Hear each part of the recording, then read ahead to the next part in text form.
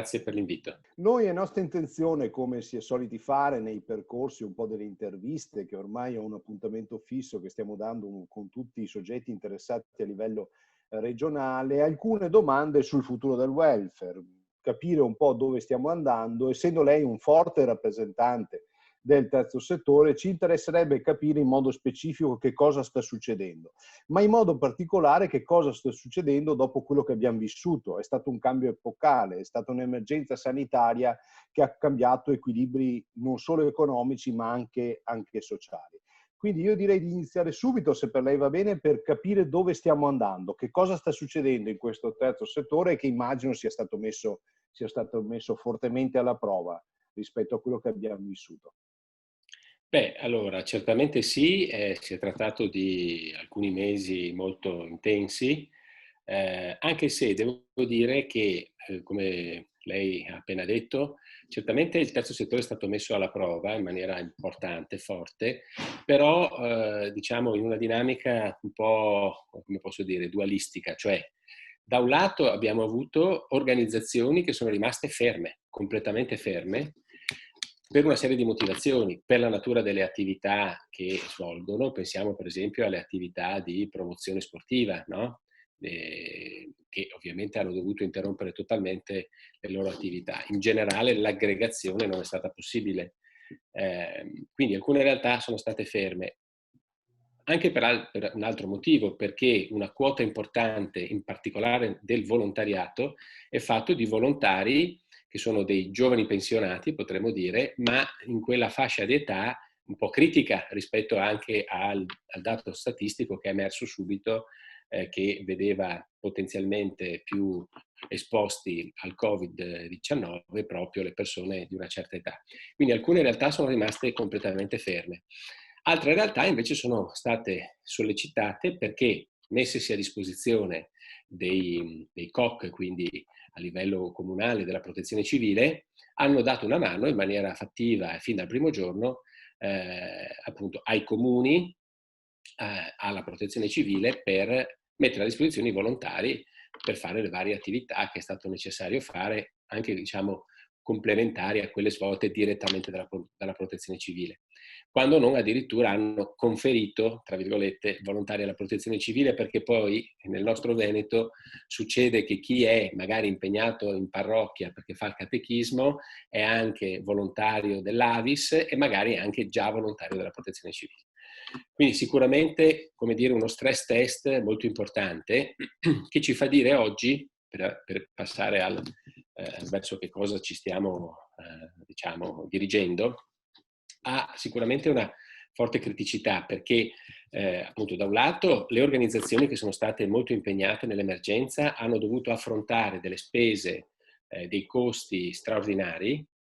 che solo in parte hanno trovato il conforto di erogazioni a fondo perduto da parte del sistema delle fondazioni bancarie venete. Sappiamo tutti che appunto il nostro sistema delle fondazioni bancarie è un po' eterogeneo, abbiamo alcune, un paio di fondazioni di origine bancaria molto, molto ben dotate patrimonialmente che riescono a erogare importanti risorse sul territorio e anche in questo caso appunto non hanno fatto mancare un aiuto straordinario anche importante. Basti pensare che la Fondazione Cariparo ha erogato quasi 20 milioni di euro, praticamente un quinto, anzi forse qualcosa in più, di tutto quello che è stato erogato dalle fondazioni bancarie in tutta Italia. Quindi, come dire, un intervento straordinario come dire, nel vero senso della parola. Ma anche la Cari Verona ha fatto la sua parte. Sappiamo che abbiamo fondazioni bancarie sul territorio veneto che non hanno la stessa, diciamo, fortuna, non hanno la stessa capacità di erogazione. Quindi abbiamo avuto territori dove penso a Treviso ad esempio, ma anche in parte a Venezia, dove appunto questo sforzo straordinario delle organizzazioni che sono state in campo non trova un supporto, anche perché, come forse si sa, i CSV, i centri servizi del volontariato, che fino a appunto prima della riforma del terzo settore potevano anche sostanzialmente erogare delle risorse direttamente alle organizzazioni, oggi la riforma non glielo consente perché appunto sono stati, come dire, trasformati in parte, o comunque ne è stata enfatizzata proprio la natura di servizio e non tanto quella di supporto anche da un punto di vista economico. Quindi nel sistema delle fondazioni bancarie abbiamo attivato come forum del terzo settore un ragionamento per cercare di fare in modo che a livello di consulta triveneta delle fondazioni si possa in qualche modo compensare il venir meno della capacità erogativa dei CSV e anche l'eterogeneità della presenza delle fondazioni bancarie sul territorio a supporto degli enti, soprattutto gli enti diciamo meno imprenditoriali, e quindi penso soprattutto al volontariato. Quindi questo per rispondere un po' alla prima parte della sua domanda. La seconda parte della sua domanda io risponderei diciamo un po' in una battuta che eventualmente possiamo approfondire, che è questa: purtroppo se guardiamo non tanto al volontariato ma diciamo, all'associazionismo più in generale, dove c'è quel volontariato che non necessariamente è un volontariato di prossimità fatto di piccole realtà che si fondano esclusivamente sul volontariato, ma a quel volontariato ben organizzato e anche con delle strutture di una certa consistenza. Penso appunto alle croci, Croce Verde, Croce Rossa, all'Avis stesso, ma anche ad altre realtà di associazionismo di promozione sociale, dove ci sono anche dei dipendenti, oltre che tanti volontari. Ecco che lì cominciano i dolori, perché queste spese straordinarie incidono pesantemente sui bilanci e non tutte le misure pensate dal governo si fanno carico di questa specificità. Perché un conto è l'impresa sociale, che comincia a essere considerata alla stregua dell'impresa, diciamo, tout court, e a poter beneficiare degli stessi sostegni. Ma noi abbiamo un ambito del terzo settore che non è il volontariato di prossimità, che si sostiene con le quote sociali e con il volontariato puro, non è la cooperazione sociale, l'impresa sociale in genere, ma è quell'associazionismo di promozione sociale o il volontariato molto organizzato che ha dei costi fissi importanti che con l'impegno dovuto a questa emergenza rischiano appunto di essere ingestibili per quanto riguarda il bilancio di quest'anno. Quindi purtroppo se guardiamo a queste realtà più organizzate e anche in grado di esprimere competenze diciamo più significative e continuità di intervento, e poi anche alla cooperazione sociale, la stima purtroppo che stiamo facendo è che tra un terzo e metà delle realtà rischiano di non vedere il 2021. Quindi siamo di fronte a una situazione abbastanza pesante, insomma. Direi che quello che lei descrive, se ci permette, è uno scenario che identifica da un lato un tessuto di comunità che ha permesso un po' di affrontare questa sfida in modo anche diverso rispetto ad altre regioni in Italia, e contemporaneamente all'interno di quel tessuto di comunità esistono realtà sociali, economiche, quindi che guardano anche al prodotto, al profitto, che vivono grosse difficoltà proprio perché sono messi a servizio di quella che è la comunità. Non si sono sottratte da una responsabilità sociale, e questo probabilmente le ha minate nei fondamentali economici. Rispetto ad altre regioni, come ci siamo mossi? Come è andato il Veneto, ma soprattutto ci sono modelli che hanno dimostrato una capacità maggiore rispetto alla nostra? Parlo sempre nel terzo settore.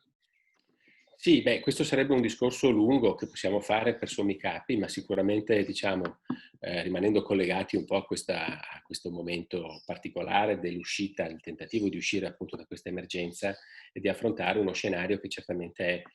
cambiato. Appunto, come diceva lei, abbiamo modelli regionali diversi, come lo sono nell'ambito, come dire, dell'assetto istituzionale, penso per esempio alla sanità, lo sono anche con riferimento, come dire, alle forme, diciamo, organizzative che caratterizzano il terzo settore.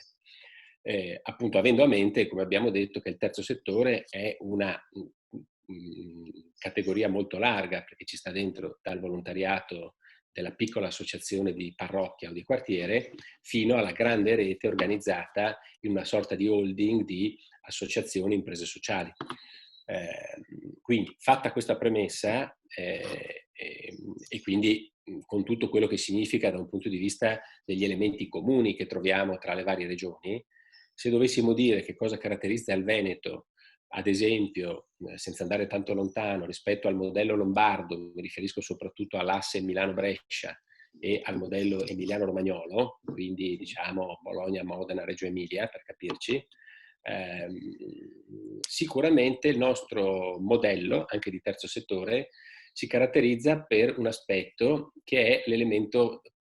della particolarità, cioè il particolarismo, che ha un aspetto estremamente positivo, che spesso viene giustamente rilevato anche dal presidente Zaia, e cioè la capacità di essere molto capillari, molto presenti sui territori, in particolare appunto con quello che viene definito il volontariato di prossimità, che molto spesso esprime come evoluzione naturale, in termini, come dire, di continuità di azione, la cooperazione sociale. Quasi sempre le cooperative sociali nascono da esperienze personali di associazionismo di prossimità e quindi abbiamo un volontariato di prossimità che si trasforma o che si lega e che spesso resta legato e collegato a una cooperazione sociale che diventa impresa di comunità, che serve la comunità di riferimento. Ecco, questo modello però, rispetto agli scenari che abbiamo di fronte, che imporranno gioco forza la, diciamo, dinamica dell'aggregazione, indipendentemente dal fatto che questo è anche promosso, come dire, esplicitamente dalla riforma del terzo settore, che spesso viene criticata, anche, diciamo, giustamente per alcuni aspetti, ma che, ahimè, forse, magari non necessariamente volutamente, ma se pensiamo allo scenario che abbiamo davanti adesso, forse ci ha visto giusto, nel senso che oggi, volenti o nolenti, il tema dell'aggregazione diventa necessario anche per un tema di economia di scala e di sostenibilità. E allora ecco che il nostro terzo settore rischia di essere cannibalizzato, per usare un brutto termine, o comunque rischia di essere così, di cedere il passo a realtà, ripeto, quelle lombarde ed emiliano-romagnole, che sono più avanti da questo punto di vista. Quindi il rischio è che questo elemento di capacità di essere sui territori, che rischia di essere un po' caratterizzato da una eccessiva frammentazione e anche da un protagonismo delle leadership individuali che spesso sono all'origine di queste belle iniziative, no? Ma che sono anche il freno, un po' come vediamo accade nell'imprenditoria veneta qualche volta, no? Quindi non è diverso l'imprenditoria sociale come fenomeno, insomma, e che quindi rischiano di essere lente nella capacità di fare queste aggregazioni rispetto a realtà a noi molto vicine che questo processo l'hanno già fatto, o addirittura sono già nate così, e che appunto possono tranquillamente muoversi sul mercato, tra virgolette, del nuovo welfare su tutto il territorio nazionale. E il Veneto è naturalmente un territorio, diciamo, molto appetibile, molto interessante per queste realtà. Quindi, diciamo, sicuramente si va in una direzione di necessità di aggregazioni che mi permetto di dire non ha soltanto una dimensione, potremmo dire, interna al terzo settore, ma è necessario cominciare anche a pensare al fatto che soprattutto queste realtà di impresa sociale organizzate in forma di piccole holding collegate alle associazioni promotrici storiche devono cominciare a pensare anche ad aprirsi a nuove alleanze. Pensiamo al tema della formazione professionale. La formazione professionale in Veneto è spesso caratterizzata da enti di formazione che hanno un'origine associativa, grandi associazioni, movimenti, o addirittura hanno un'origine ecclesiale, e sono un pezzo fondamentale dello sviluppo, dell'attualità e dello sviluppo dell'industria veneta, dell'impresa veneta, anche il manifatturiero. Ecco, perché non cominciare a immaginare appunto delle forme, come dire, di partecipazione che facciano un po' uscire dall'autoreferenzialità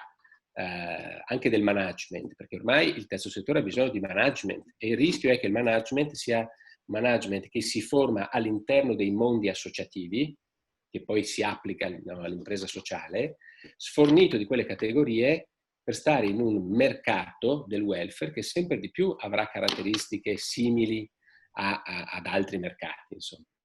Noi siamo abituati, insomma, a un terzo settore che anche quando fa impresa sociale si muove in un mercato molto protetto, in un rapporto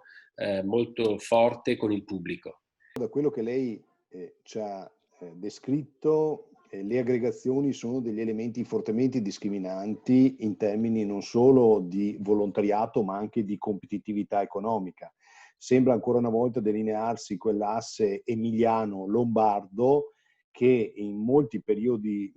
storici è stato un asse vincente e che ha fatto anche la differenza. Allora io le chiederei quale sarà il ruolo strategico dei corpi intermedi nel sostegno, quindi della rappresentanza associativa degli interessi diffusi, nel sostegno di quelle che poi diventano strategiche come aggregazioni economiche, ma soprattutto sociali.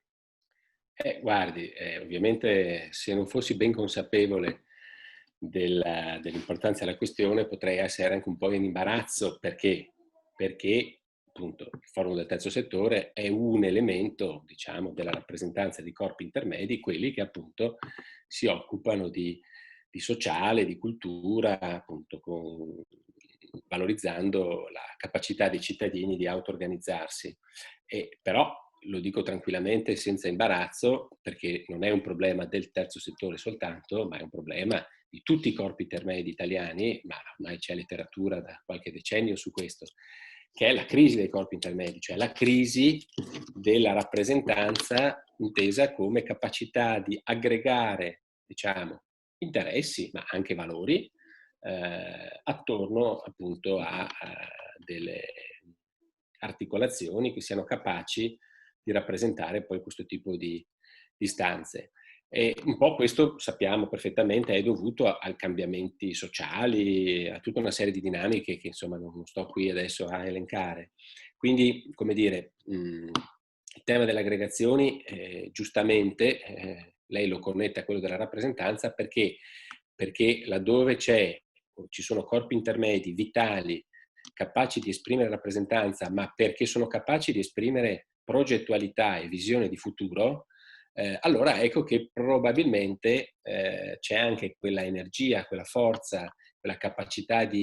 diciamo, di limare le differenze, di guidare verso un progetto comune che poi produce anche l'aspetto organizzativo dell'aggregazione. In mancanza di corpi intermedi, diciamo, o comunque in una situazione in cui in generale i corpi intermedi vedono una crisi di rappresentanza e alcuni più di altri, ecco che naturalmente manca questo ruolo, o comunque questo ruolo che i corpi intermedi che ci sono si sforzano di esercitare, poi diventa probabilmente meno efficace. Ripeto, secondo me il tema però non è neanche quello della rappresentanza, che è un di cui, come l'aggregazione successivamente. Il tema è quello della progettualità, il tema è quello, se vogliamo, della visione di futuro. Nessuno mi toglie l'idea, e di questo abbiamo parlato spesso anche ultimamente nel forum del terzo settore nazionale, che tutto il nostro sistema è ancora un po' politico-istituzionale e anche sociale sul lato come posso dire, della governance e quindi sul lato dei gruppi dirigenti, è ancora un po' figlio della Prima Repubblica e si porta ancora un po' dietro una serie di incrostazioni anche di carattere, se vogliamo, ideologico, di categorie e insomma, di categorie di lettura della realtà che probabilmente sono un pochino anacronistiche, ma anche perché in parte il nostro sistema di rappresentanza è ancora legato ad alcuni riferimenti, a un certo modo di approcciarsi alla politica rappresentativa, che probabilmente non è adeguato ai tempi, insomma. Su questo aspetto è chiaro che è impensabile che, come dire, questi processi abbiano un tempo di qualche anno. È evidente che sono processi lunghi, ma l'impressione è appunto che si rigenera rappresentanza e capacità di anche di stimolare quindi processi organizzativi innovativi, nella misura in cui oggi, come dire, i corpi intermedi sono capaci di approcciare all'oggi con le categorie adeguate ai tempi. Dico la verità, io ho 50 anni e passo per essere un giovane dirigente, quindi c'è anche un tema di età, di ricambio generazionale, che non è sempre solo dato dall'età, ci sono, come dire, c'è classe dirigente anagraficamente, diciamo, non giovane, ma che ha ancora una freschezza, e magari invece c'è classe dirigente giovane anagraficamente, ma formata in una logica appunto non adeguata, insomma, ai tempi che sono mutevoli e molto rapidi e con categorie totalmente nuove, insomma. Quindi il tema, dal nostro punto di vista, è anche molto un tema di management, passando come dire, dalla dimensione di indirizzo politico, tra virgolette, alla dimensione organizzativa, ovviamente poi, che però sono collegate, c'è un tema di formazione alla managerialità, diciamo, nel sociale, per quanto riguarda noi come specifico, che va profondamente rinnovata. Per quello che possiamo, ovviamente noi abbiamo già attivato questo processo da un paio d'anni, anche con il conforto delle 3 università della nostra regione, però certo sono processi lunghi, ma sono perfettamente d'accordo con lei che il tema delle capacità di aggregazione e dei modelli imprenditoriali anche nel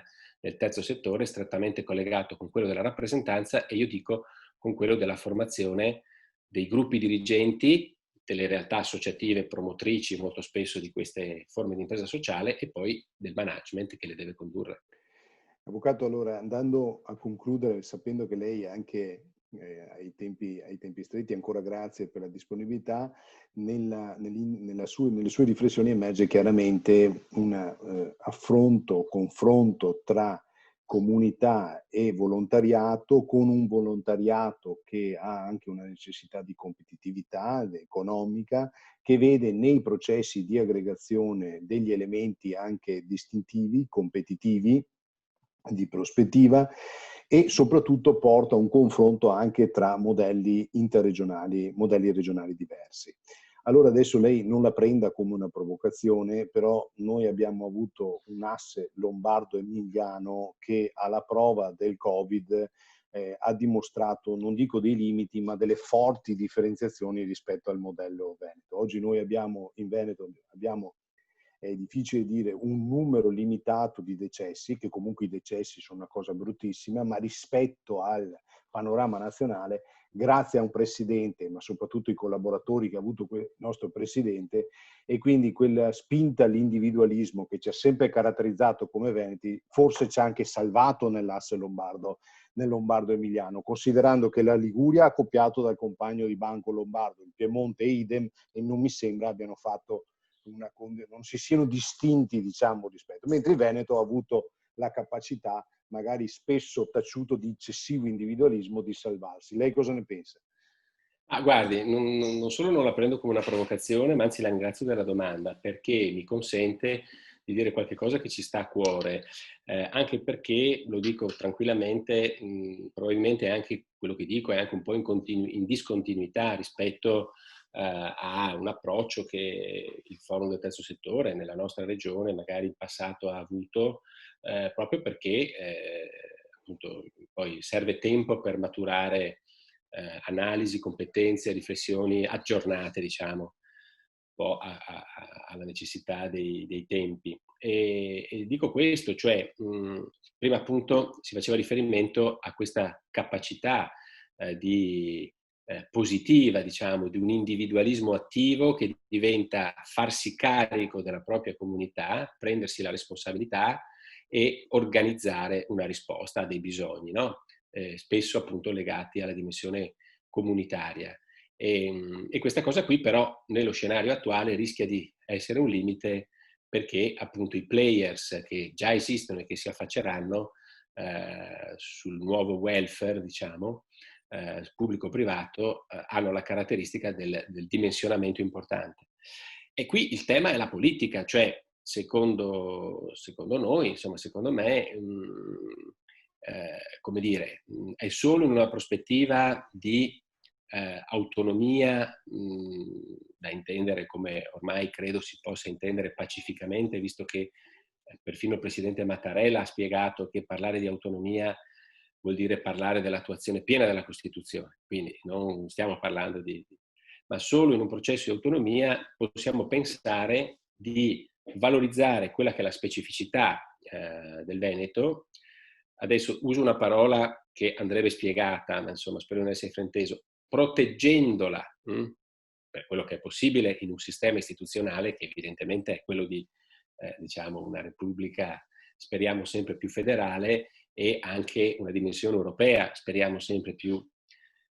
federale, che comunque ci impone una serie di vincoli che in parte sono anche non solo storicamente determinati, ma sono anche opportuni per stare dentro uno scenario globale. Però appunto il rischio di una, tra virgolette, deregulation privatistica, potremmo dire così, senza una capacità di indirizzo di governo, perché lo Stato centrale non è capace di arrivare sui territori e perché le regioni sono private o non sono messe in grado di poter esplicare al meglio questo loro ruolo positivo,